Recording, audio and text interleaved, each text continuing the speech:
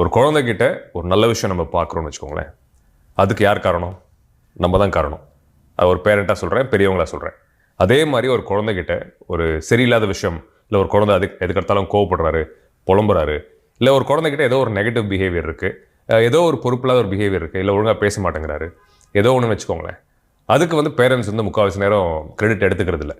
பேரண்ட்ஸும் அந்த குழந்தைய சுற்றி வளர்க்குறவங்க எடுத்துக்கிறது இல்லை. நல்ல விஷயங்கள்லாம் மட்டும் குடும்பம் கிரெடிட் எடுத்துக்கிறது, எங்களால் தான் பெருமைப்பட்டுக்கிறது. இப்படி ஏதாவது ஒரு விஷயம் அந்த குழந்தை சரியாக பண்ணலைன்னா சுற்றி இருக்கவங்களையோ அந்த குழந்தையோட நண்பர்களையோ, இது வந்து நான் 3 வயசுலேருந்து 15 வயசு வரைக்கும் நான் சொல்வேன், என் 18 வயசு வரைக்கும் நான் சொல்வேன். சுற்றி இருக்கவங்க சூழலோ, காலேஜோ, ஸ்கூலோ, எதையாவது நம்ம குறை சொல்கிறோம், விளையாடுற இடமோ ஏதோ ஒன்று. தெளிவாக ஒன்று புரிஞ்சுக்கோங்க இந்த பதிவுக்கு அப்புறம். குழந்தை சரியாக பிஹேவ் பண்ணாட்டாலும் அதுக்கு நம்ம தான் காரணம், அதுக்கு நம்ம தான் பொறுப்பு எடுத்துக்கணும். குழந்தைங்கன்றது ஒரு கண்ணாடி மாதிரி. ஒரு குழந்தை எந்த சூழலில் வளர்க்கப்படுது, எந்த மாதிரி விஷயங்கள் அந்த குழந்தை